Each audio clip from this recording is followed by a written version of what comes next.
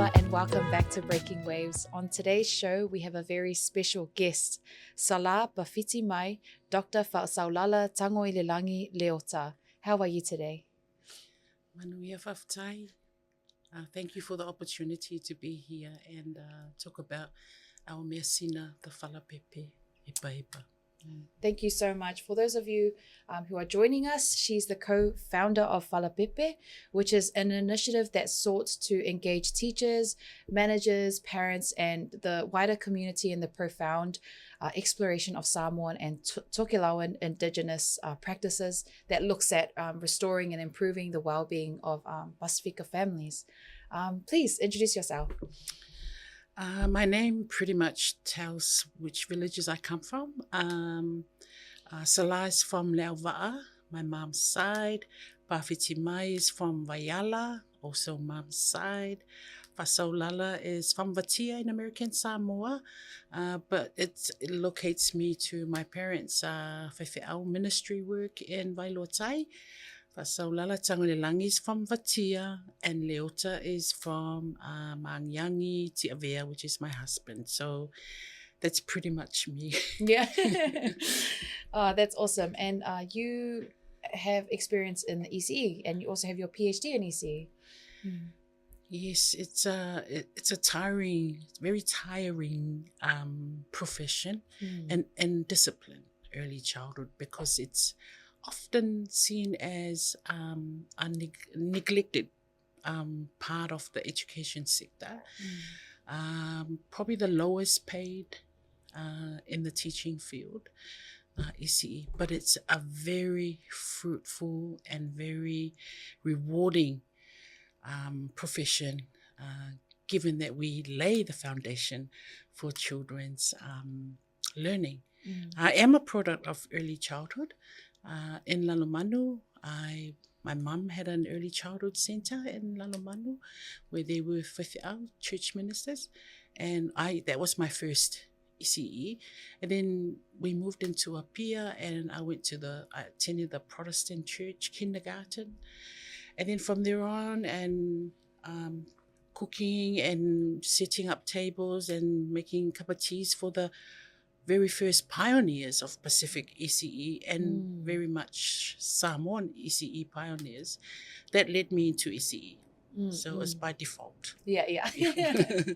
Oh, that's good. And so you've come to New Zealand. What has been the contrast of ECE in New Zealand and Samoa? I like to say the passion. There is the cultural values of Samoa actually places children at the heart of everything. Children are so important. They say children are a tofi. Children are gifts from God. So in that same mindset, children are also very much valued here in New Zealand. So just the practices are different because each to their own context. Samoa is a different context from New Zealand. So, but the value and the rights of children are very much paramount in both countries. That's awesome. And so you've started Falapepe, which is very interesting. I've learned a lot about it just in the last 20 minutes we were talking here. But what is a Falapepe? Falapepe is a baby mat. I would like to call it a holistic therapeutic mat that connects the child to their ancestors, to the past, to the present, so that they will have a much more productive, successful future. Baby mats used to be gifted during the ulumoenga as a dowry, part of the dowry for the bride's gifts to their husbands. It comes with all the other mats, and then also the baby mat, the Falapepe, usually for the eldest, I was told, or eldest female baby. So we thought we would try and revitalize, reclaim the right of Falapepe, and reclaim the right of Samoan children to their Falapepe, to support them in their intergenerational, ancestral, legitimate sense of living, because the mat is not just a mat. You are lying on your ancestors. They provide the platform for you to lie on, to dream on, to cry on, to eat on, to play on. So those are the little concepts that we'd like to embrace. So it's not just a mat, because when we say mat, people wipe their feet on the mat. Yeah, it's kind of just seen as an object. Yes, this is therapeutic clothing for our children that they have rights to access here in New Zealand. And I think it's a lot about understanding the value of it, right? So what's the cultural value to a falapepe? And also, why did it stop? Why was it becoming less popular? I think anything that not because there was no value in it. I think it's the lean towards Chinese mats, easy access of those other forms of mats to be used, kind of made the falapepe more obsolete, I suppose. But there's still people weaving them, and back home in the rural areas, we see them now in town.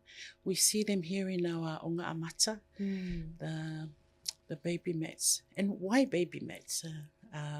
What is the cultural benefit of baby mats? Oh my gosh, what can you say? Baby mats belong to Samoan babies. It is their cultural right. When you have a mat, you have when we gift out each mat at our several milestones, birth, wedding, birthdays, until death, funeral, there are certain mats gifted at those each level, certain milestones. So for babies, those are their mats until they become adults. It's a different mat. So we have every right, not as we as adults, but children have their rights to access their mats, their falapepe. Because why? Because if we don't provide them that's neglecting their access to their cultural and their ancestral knowledge.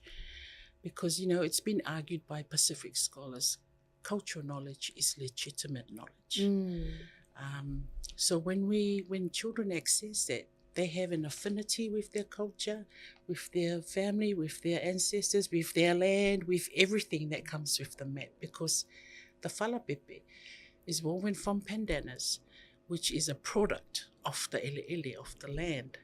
So it does embrace children's holistic cultural well-being. Absolutely. And children's well-being are catered for because of that mat. Yeah.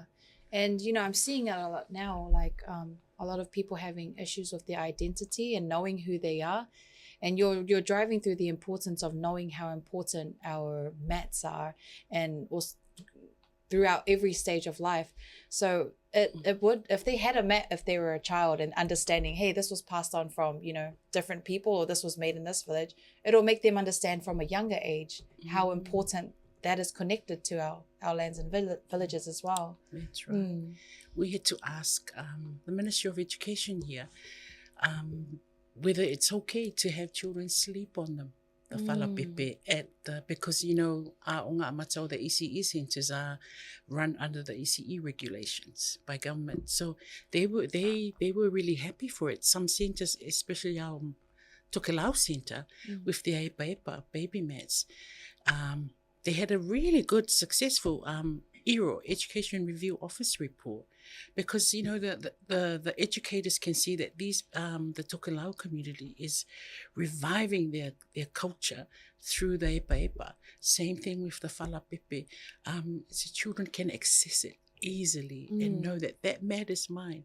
I'll tell you one centre, rather than the infants and toddlers sleeping on the baby mats, it was designated for an autistic child.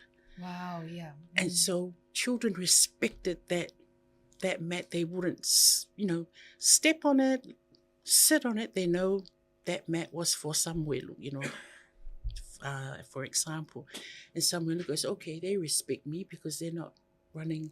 So they feel a sense of belonging, being respected, their culture's promoted, well-being is taken care of. So yes, Falapepe is a holistic therapy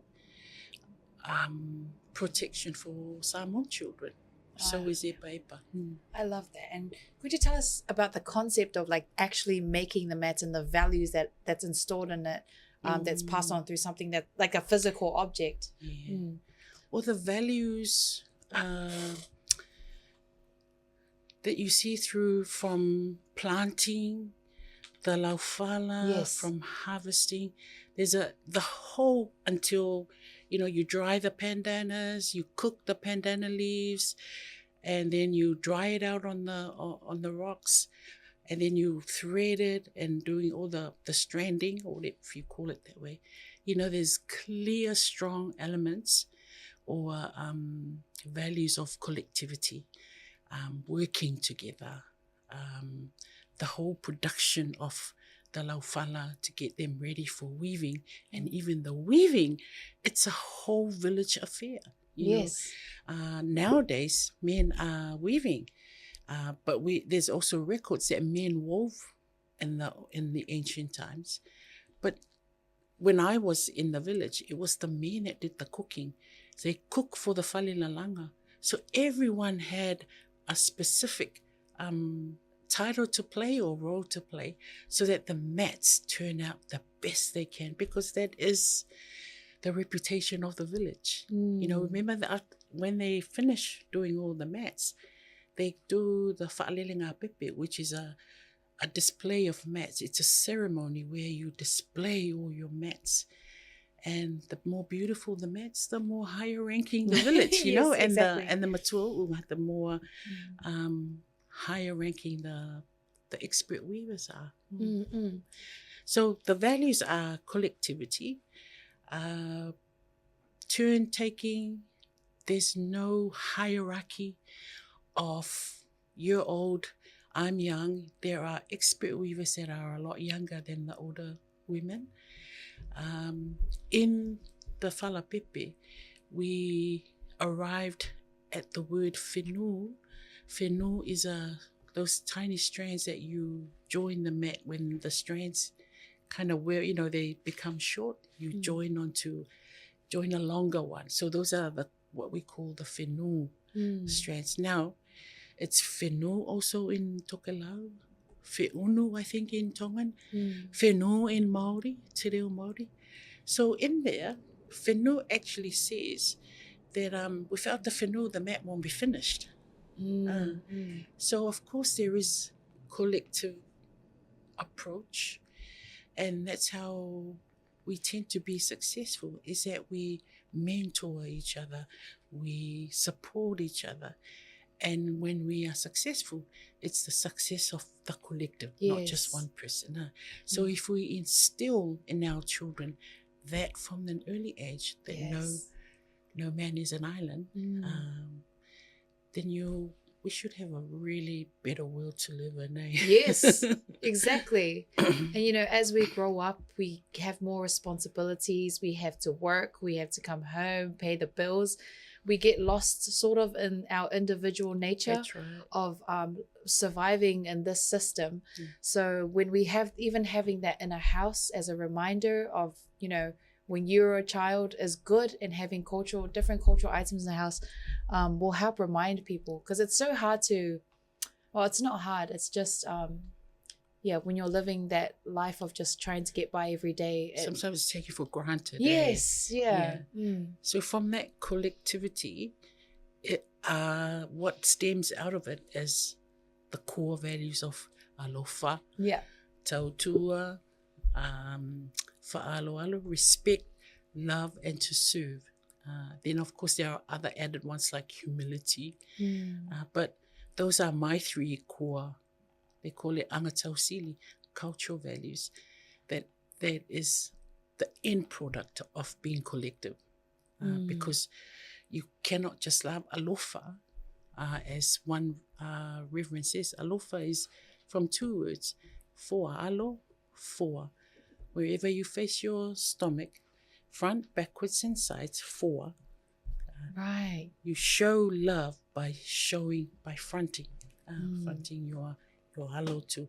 I like to quote Reverend Dr. Fiatunai Limaana. It's not mine, he wrote that.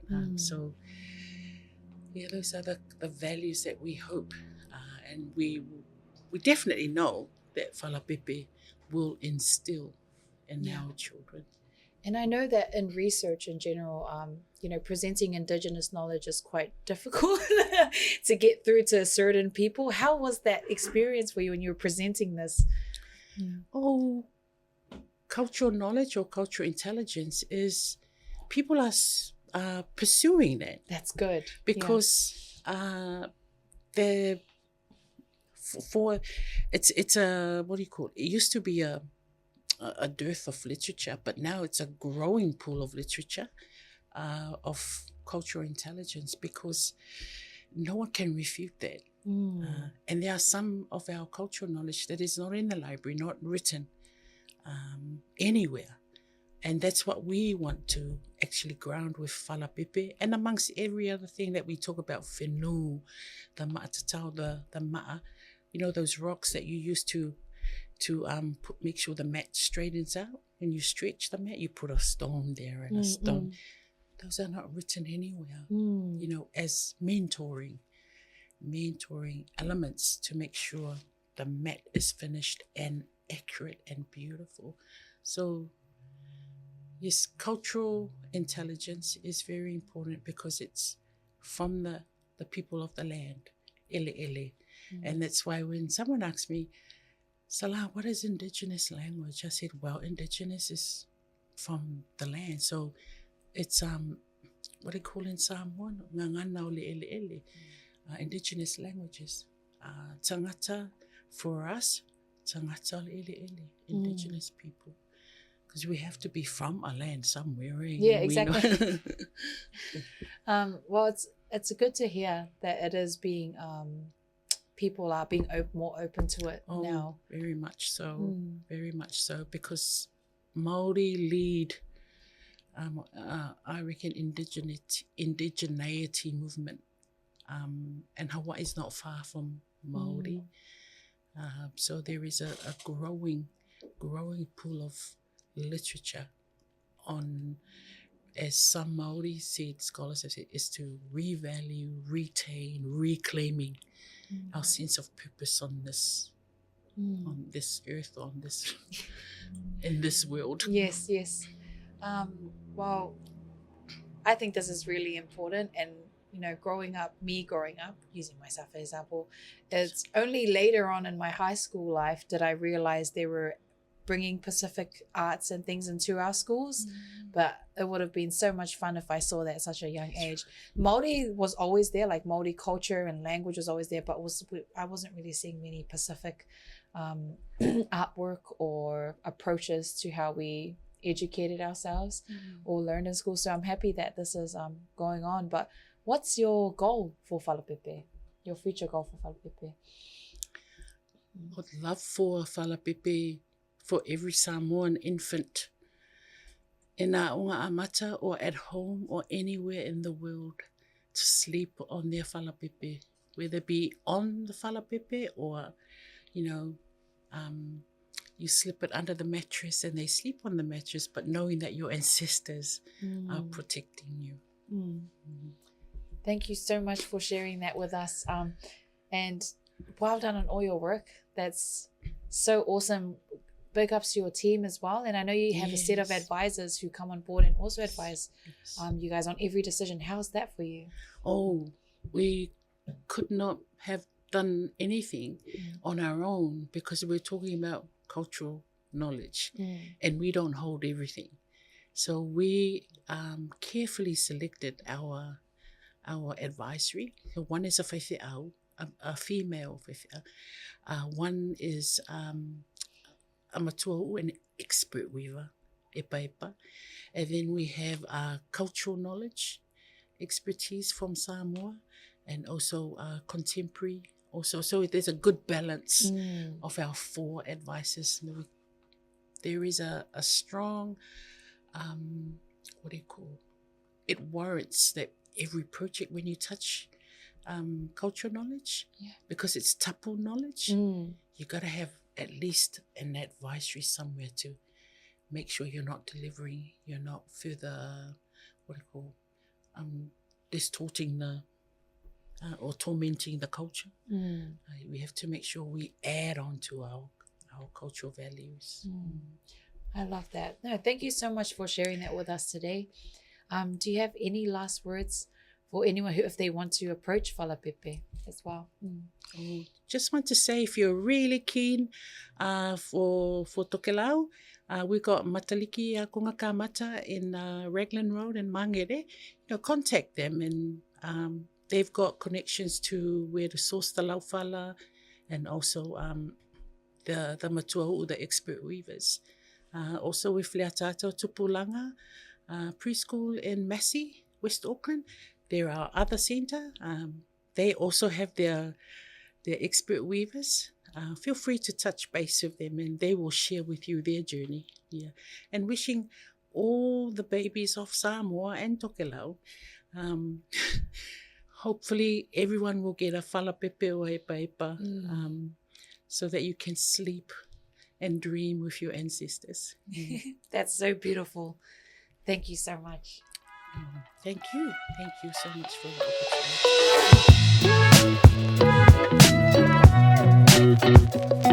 opportunity.